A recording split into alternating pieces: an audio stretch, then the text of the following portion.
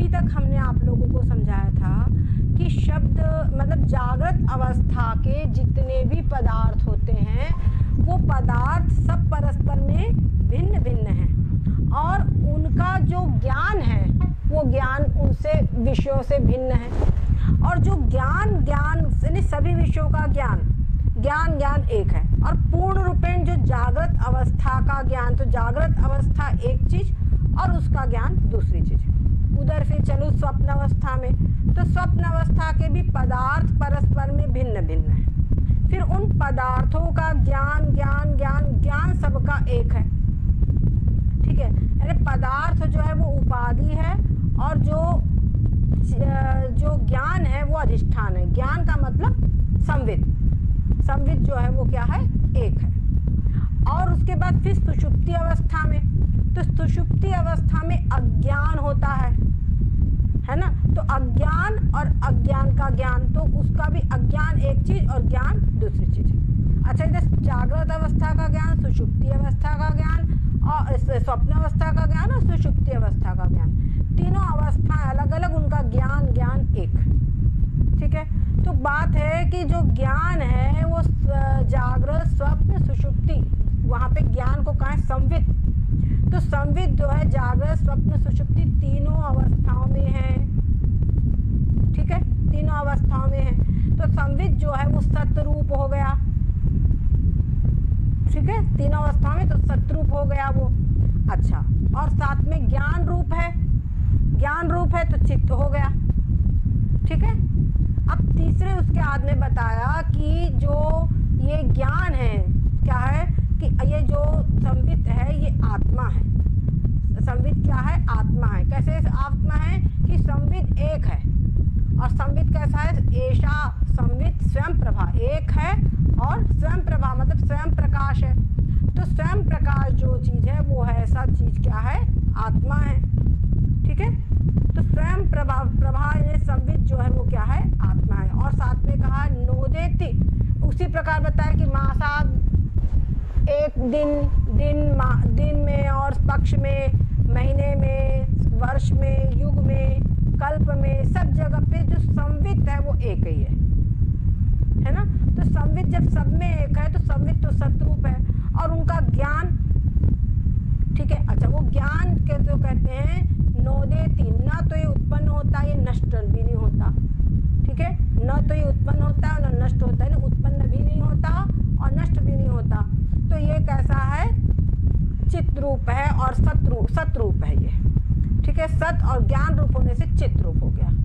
ठीक है, उसके बाद में स्वयं प्रकाश रूप है, यानी कि ज्ञान चित रूप हो गया। अब उसके बाद आगे कहा कि यम आत्मा परानंद पर प्रेमास्पदम यतः, कि जो संवित है, कह रहे हैं कि ऐसा जो है क्या, ये आत्मा है। संवित क्या है, आत्मा है। और आगे कह रहे हैं कि यम आत्मा परानंद, ये जो संवित है ये क्या है, आत्मा, ये परम आनंद का विषय है। परम आनंद का विषय क्यों है, क्योंकि सबसे अधिक प्रिय है। हर व्यक्ति को मैं सदा रहूं, मैं ना हूं ऐसा कभी नहीं होता, सबको तो मैं हमेशा रहूं। तो इस प्रकार से आत्मा में प्रेम दिखाई पड़ता है। मैं हमेशा रहूं, इस प्रकार से आत्मा में प्रेम दिखाई पड़ता है। तो ये जो आत्मा है ये क्या है, सच्चिदानंद रूप हो गया। ये क्या हो गया, सच्चिदानंद रूप हो गया। अब आगे प्रश्न उठता है कि जो ये आपने कहा कि आत्मा परमानंद रूप है ना, तो बात उठती है कि ये आत्मा अगर परमानंद रूप है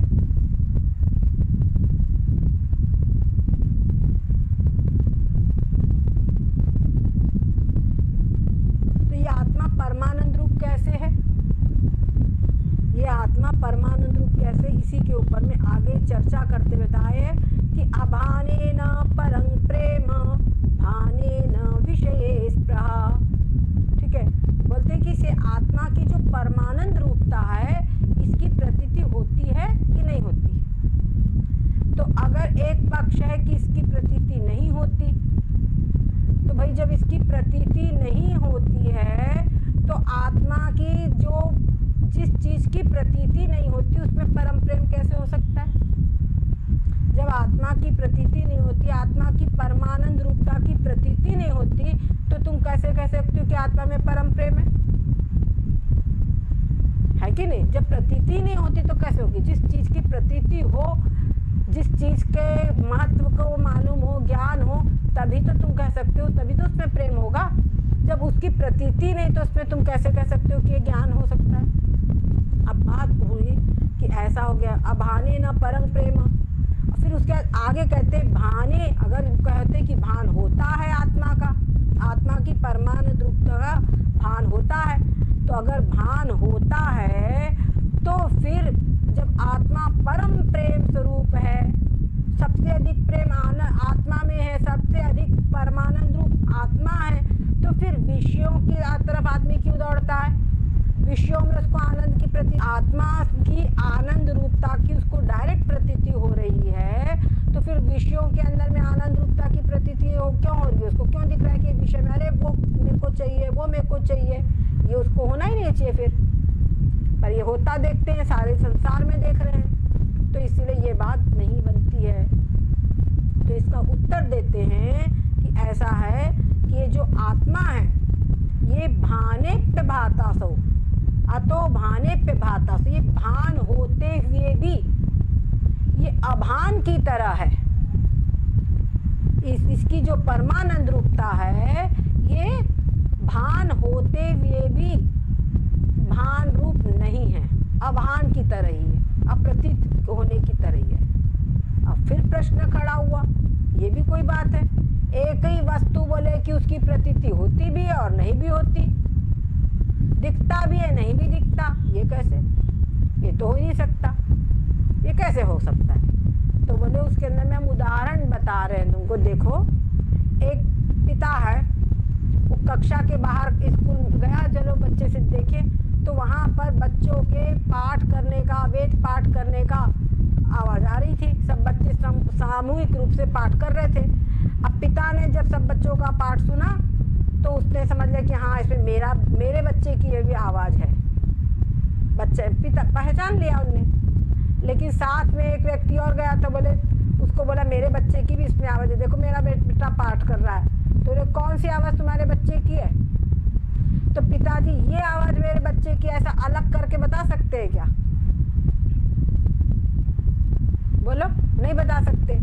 तो वहाँ पे क्या है, पिता को बच्चे की आवाज़ की प्रतीति हो रही है, बच्चे की आवाज़ पिताजी सुन रहे हैं, लेकिन फिर भी क्योंकि अन्यान तमाम जो आवाज़ें हैं उसके साथ में आवाज़ होने के कारण उसको विशेष रूप से नहीं जान सकते, विशेष रूप से नहीं बता सकते। एक एक व्यक्ति बोलता तो बता देते, समझ गए? तो यहाँ पे पिता को बच्चे की आवाज़ की प्रतीति होते हुए भी, यानी सुनते हुए, समझ में आते हुए भी उनको प्रतीति नहीं हो रही है। तो यहाँ पे भान और अभान दोनों एक साथ है कि नहीं है, ये कह रहे हैं। तो बोले जैसे यहाँ पर भान बना है, हो गया है, तो बोले ऐसा हो सकता है, ऐसे भान और अभान दोनों की स्थिति का एक ही कारण है, प्रतिबंध। प्रतिबंधक अगर बीच में हो तो ऐसा हो सकता है, भान होते हुए भी अभान। जैसे कि आप लोगों को एक और बात बता रहे हैं, जैसे अग्नि है, अग्नि के अच्छी तेज, अग्नि तो तेज जलती है ना, लेकिन एक चंद्रकांत मणि होती है। अगर कहते चंद्रकांत मणि को रख दिया जाए अग्नि के पास में, अग्नि के अंदर में, तो अग्नि शीतल हो जाती है। अग्नि की जो तीव्रता होती है वो नहीं, पता ही वो हो ही नहीं सकती, मतलब अग्नि की जो उष्णता रहती है वो नहीं होती। और आपको एक बात शायद मालूम हो, जैसे नारियां सती होती है, जौहर अलग चीज़ है, सती होना अलग चीज़ है। जब नारियां हमारे यहाँ भारतीय संस्कृति में पहले से ही अपने पति के साथ में जो सती होती है नारी, तो जब वो नारी सती होती है तो वहाँ पर अग्नि नहीं दी जाती, ये नियम है। वहाँ बाहर से कोई अग्नि नहीं दी जाती, वो नारियां अपने ही तेज से, कहीं कभी हथेली से, कभी आँखों से त्राटक करके, कभी आँख का काजल और मेहंदी छिड़क कर, ऐसे कुछ प्रक्रिया करके वहाँ पे अग्नि प्रकट करती है अपने सतीत्व से। और साथ में अग्नि प्रकट करती है वो अग्नि शीतल होती है, ऐसी उष्ण अग्नि नहीं होती। अगर उष्ण अग्नि हो तो चाहे जितना भी हो भाई अपना, तब तो जल चिल्ला पूरा होगी कि नहीं होगी। और साथ में उस अग्नि में और एक विशेषता ये होती है कि वो पहले शरीर जलाती है, वस्त्र नहीं जलाती। नहीं तो सामान्य रूप से अग्नि क्या करेगी, वस्त्र जलेगा किसी का भी, है कि नहीं, वस्त्र जलेगा, पर वो वहां पे वस्त्र नहीं जलता, पहले शरीर जलता है। उनकी वहां पर भी, क्योंकि भाई उन्होंने जीवन भर मर्यादा का पालन किया है, तो अग्निदेव वहां पर भी उनकी मर्यादा की रक्षा करते हैं। और बस शांत भाव से वो अग्नि शांत शीतल अग्नि होती है, और वो सती होती है मनारिया। वहाँ बाहर से कोई अग्नि नहीं देगा, ये नियम है।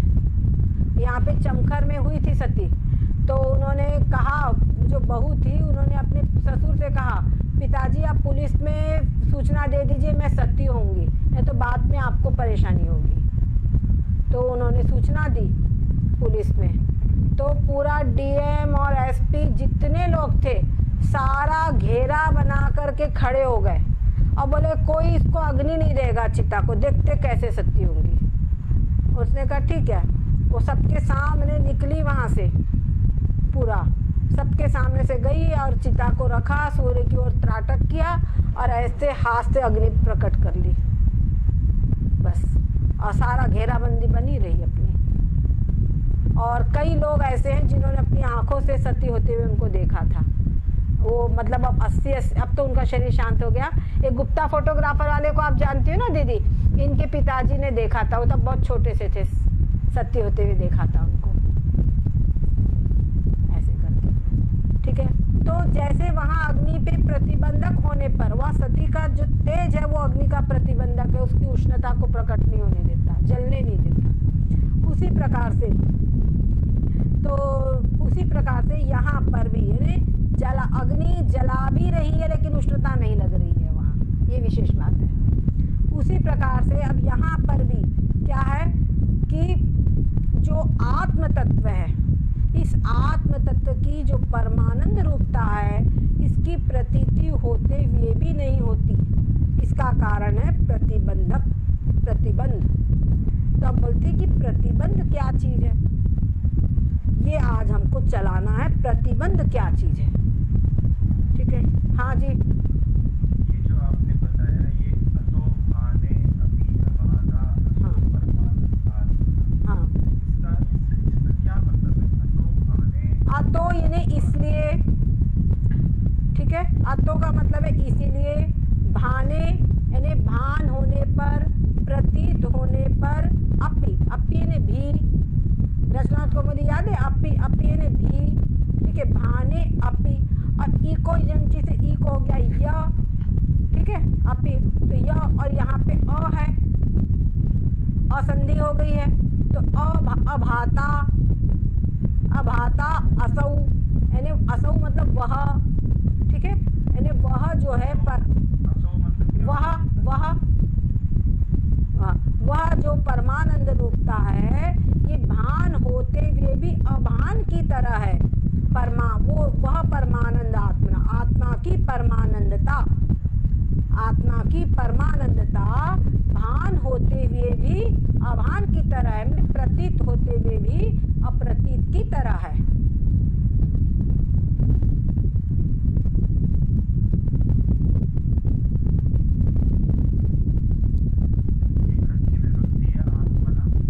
षष्ठी विभक्ति है।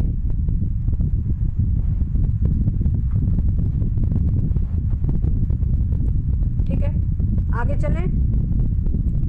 अब प्रतिबंध क्या चीज है, ये बात समझना है।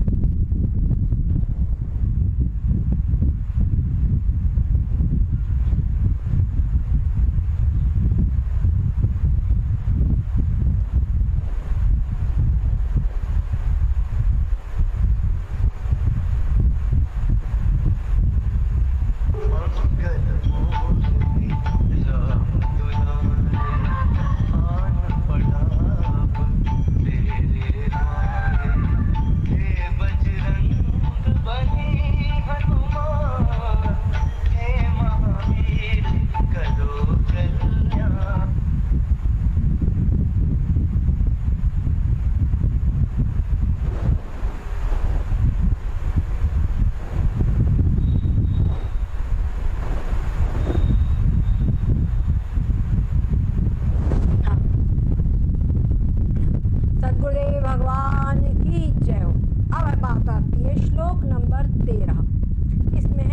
कि प्रतिबंध क्या होता है, यहाँ पर बताएंगे प्रतिबंध क्या है। प्रतिबंधोस्ति भातीति व्यवहारार्ह वस्तुनि। ठीक है, कहते हैं प्रतिबंधोस्ति भातीति व्यवहारार्ह वस्तुनि तं निरस्य विरुद्धस्य तस्योत्पादनमुच्यते। कहते प्रतिबंध, प्रतिबंध अस्ति, प्रतिबंध अस्ति, अस्ति ने है, भाति, और भाति के अंदर में बड़ी की मात्रा है तो भाति ति, भाति इति, यानी अस्ति और भाति इति, ऐसा, ऐसे व्यवहार अर्ह, यहाँ पे अर्ह अ है और फिर ये जो रेफ है वो अर्ह, अर्ह यानी योग्य, अर्ह का अर्थ होता है योग्य। ठीक है, वस्तुनि, वस्तुनि यानी वस्तु में। ठीक है, तंग यानी उसको, निरस्य, निरस्य यानी उसका निराकरण करके। ठीक है, उसका निराकरण करके, विरुद्धस्य यानी विरोधी का, विपरीत का, तस्योत्पादन जो विपरीत, जो उसके विपरीत का, तस्य यानी उसका, उत्पादनम, उसका उत्पादन है, उसके विरुद्ध का उत्पादन, उत्पादनम उच्यते, उत्पादन में उसके उत्पादन को उच्यते ने कहते हैं। ठीक है, ठीक है, उसको प्रतिबंध कहते हैं। ये हमने एक एक शब्द का अर्थ बता दिया, अब इसके बताएंगे। इसमें कहते हैं अस्त प्रतिबंध, प्रतिबंध क्या है, अस्ति भाति इति व्यवहार, अस्ति भाति इस व्यवहार के योग्य वस्तु में, इस व्यवहार के योग्य वस्तु में, तंग निरस्य यानी उसको उसका निराकरण करके, किसका, अस्ति भाति है और प्रतीत होता है, इस व्यवहार का निराकरण करके, यानी वस्तु है, वस्तु प्रतीत होती है, लेकिन फिर भी व्यवहार क्या होगा कि वस्तु नहीं है, वस्तु की प्रतीति नहीं होती है। समझ गए, ये हो गया विरुद्ध का उत्पादन। ठीक है, तंग निरस्य यानी जो है और नहीं है और प्रतीत होता है, उसका निराकरण करके, उसके विरुद्ध, उसका विरुद्ध क्या हुआ, नहीं है, नहीं प्रतीत होता है। ठीक है, तस्योत्पादन उसके विरुद्ध का उत्पादन, उत्पादनम उच्यते, उसके उत्पादन को कहते हैं। मतलब इस व्यवहार के को उत्पन्न कर देना, यानी वस्तु के होते हुए, वस्तु के प्रतीत होते हुए भी वस्तु नहीं है और वस्तु की प्रतीति नहीं होती, ऐसा व्यवहार जिसके कारण होता है। समझ गए, ऐसा व्यवहार जिसके कारण होता है उसको कहते हैं प्रतिबंध। समझ गए, इसको कहते हैं प्रतिबंध, यानी वस्तु के होते हुए, प्रतीत होते हुए भी, वस्तु के अस्तित्व होते हुए, वस्तु की प्रतीति होते हुए भी, जिसके कारण वस्तु का अस्तित्व और वस्तु की प्रतीति नहीं होती है, जो नहीं होने देता। जैसे आत्मा सब कहीं है, वो आत्मा सब कहीं है, लेकिन फिर भी आत्मा होते हुए भी प्रतीति नहीं होती है। आत्मा है, समझ में ही नहीं आता, शरीर सब कुछ है, तो प्रतीति के कारण, प्रतीति का कारण क्या है, जो इसका कारण है वही प्रतिबंध है। समझ गए, ये बता रहे हैं। अभी यहाँ से जो ये ग्रंथ है, इस पे भी शुरू से पढ़ा रहे हैं। समझ गए, शुरू से पढ़ा रहे हैं। अभी देखना विचार चंद्रोदय आ जाएगा यहाँ पे। बिहार पुत्र ध्वनि श्रुतौ इहानादिर्विद्येव व्यामोह एक निबंधनम। जहाँ ऊपर वो पुत्र की उदाहरण दिया गया था, वे कई पुत्रों के, कई बच्चों के वेद पाठ एक साथ होता है, तो वेद पाठ एक साथ होने पे पिता को अपने पुत्र की ध्वनि सुनते हुए भी, वो समझते हुए भी नहीं समझते, विशेष रूप से समझती नहीं है, पता नहीं चलता, उसका ज्ञान नहीं होता है। तो वही बोल रहे कि उसके अंदर में क्या कारण है, उसके अंदर में क्या कारण है कि कई बच्चों का एक साथ बोलना, तस्य हेतु समानाविहार, वहाँ पर प्रतिबंध क्या है, समानाविहार, समानाविहार बहुतों का एक काल में बोलना, एक काल में, एक ही समय में बहुतों का उच्चारण। एक ही साथ में ऐसे ही दो लोग बोलने लगे तो बात ही नहीं समझ में आएगी। अब वहाँ तो एक जैसा बोलते हैं तो इसलिए समझ में आता है, एक साथ साथ पाठ कर रहे हैं, परंतु इसकी ध्वनि ये है, ये बात नहीं समझ में आएगी। ठीक है, तो कहते तस्य हेतु समाना विहार पुत्र ध्वनि शुद्ध, पुत्र की ध्वनि सुनते समय पर बहुत से बच्चों का एक ही काल में, एक ही समय में उच्चारण करना, ये वहाँ पे कारण है, जिसके कारण पुत्र की ध्वनि सामान्य रूप से उसका ज्ञान होता है, लेकिन विशेष रूप से ज्ञान नहीं होता। यह मतलब यहाँ पर किसकी बात हो रही है? यहाँ के ये तो उदाहरण दिया, और यहाँ हमारा दृष्टांत क्या है?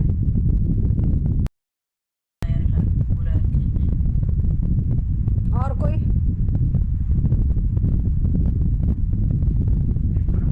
हाँ, आत्मा की परमानंद रूपता, उसकी बात हुई थी ना कि भान होते हुए भी नहीं भान होता है। तो बोले ये कैसे हो सकता है कि भान होते हुए भी ना भान हो, दोनों समय दोनों हो जाए, ये कैसे हो सकता है?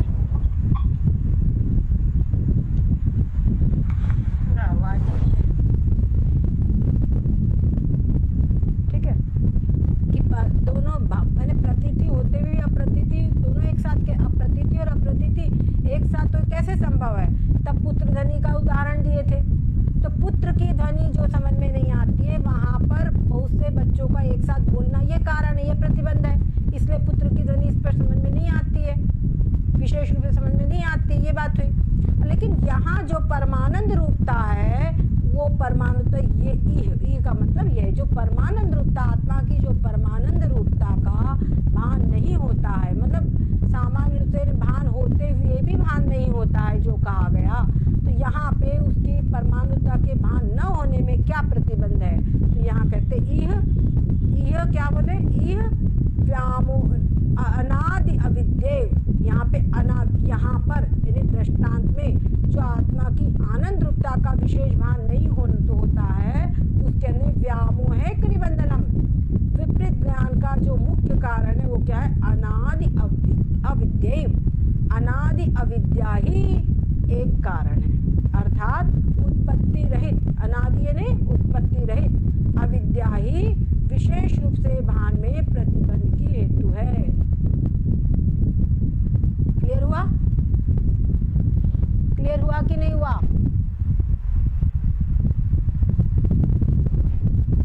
इसमें अनादि जो अविद्या है वही यहाँ पे प्रतिबंध है, जिसके कारण आत्मा की परमानंद रूपता का विशेष ज्ञान नहीं होता है। ठीक है, अब आगे यहाँ पर हाँ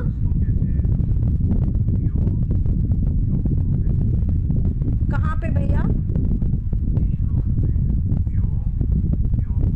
व्यामोहिक, व्यामोहिक, व्यामोह एक, व्यामोह और एक, हाँ एक व्यामोह ही, व्यामोहिक, व्यामोह एक निबंधनम, व्यामोह ही एक प्रतिबंध है, ऐसा मतलब हुआ।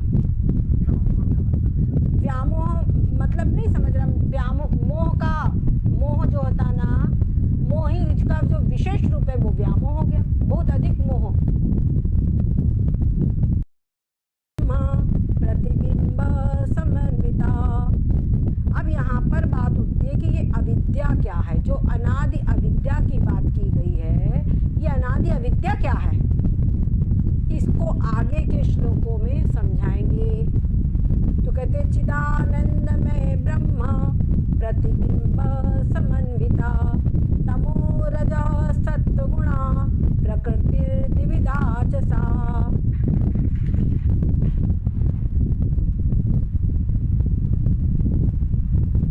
किसी का माइक खुला है तो अपना माइक बंद कर लीजिए।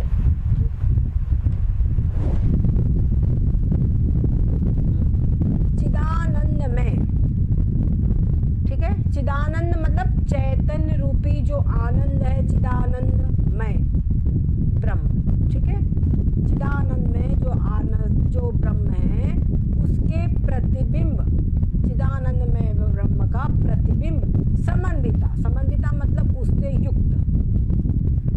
सहित, ठीक है, चिदानंद रूप ब्रह्म के प्रतिबिंब के सहित, ठीक है, ठीक है, चेतन है और आनंद रूप है, ऐसा जो ब्रह्म है उसके प्रतिबिंब के सहित, उसके प्रतिबिंब से युक्त। ये देखो एक ही शब्द में पूरा वाक्य हो गया, चिदानंद में ब्रह्म प्रतिबिंब समन्विता, उसके चिदानंद में ब्रह्म के प्रतिबिंब से युक्त। द्विविधा जसा मतलब क्या है, प्रकृति है, ठीक है, प्रकृति है, प्रकृति के अंदर में क्या है, तमोगुण, रजोगुण और सतोगुण है, ठीक है, और साथ ही साथ में चिदानंद में ब्रह्म का प्रतिबिंब है, समझ गए। यहाँ पर तमोगुण, रजोगुण और सतोगुण बराबर बराबर में, आप लोग याद कर लीजिए, प्रकृति आपको समझाए थे कि नहीं, सृष्टि की उत्पत्ति, तो सृष्टि की उत्पत्ति के समय पर वो बताए थे जब, तो वहाँ पे जो प्रकृति है इसमें सतोगुण, रजोगुण, तमोगुण से युक्त है तीनों, और उसी का नाम प्रकृति है। सतोगुण, रजोगुण, तमोगुण की है, और साथ में एक उसका विभाग और है तमा प्रधान प्रकृति, वो 18वें श्लोक में कहा गया है, वो 18वें श्लोक में अभी आगे बताएंगे, पर अभी यहाँ पे दो प्रकार की प्रकृति के विषय में बता रहे हैं, ठीक है। द्विधा, द्विविधा, द्विविध यानी दो प्रकार का, त्रिविध यानी तीन प्रकार का, ये आप लोगों का धा जब लगा हुआ होता है तो प्रकार लगाते हैं, ठीक है, तो द्विधा। अब यहाँ पे आगे वो दो प्रकार कौन से हैं वो आगे के श्लोक में बताएंगे, ठीक है, वो दो प्रकार कौन से हैं वो आगे के श्लोक में बताएंगे। आगे के श्लोक में सत्व शुद्ध विशुद्धिभ्यां माया विद्ये च ते मते, क्या कहते, सत्व शुद्ध, इको यानी जैसे इको या बना है, ठीक है, तो यहाँ पे सत्व शुद्धि, और यहाँ पे अ है, अविशुद्धिभ्यां, जो सतोगुण है वो शुद्ध सतोगुण, ठीक है, शुद्ध सतोगुण वाला, और दूसरा है सतोगुण अविशुद्धिभ्याम, मतलब भ्याम जो है तृतीया भक्ति लगी हुई है, यानी सतोगुण एक तो शुद्ध सतोगुण वाला, और एक है अविशुद्ध, मतलब जो शुद्ध ना हो, जो बिल्कुल शुद्ध ना, मतलब एकदम 100% शुद्ध नहीं है, ऐसा बहुत ज्यादा शुद्ध नहीं है, ठीक है, तो सत्व शुद्ध, ठीक है, सत्व शुद्ध विशुद्धिभ्याम, सत्वगुण एक शुद्धि वाला और एक अविशुद्धि वाला,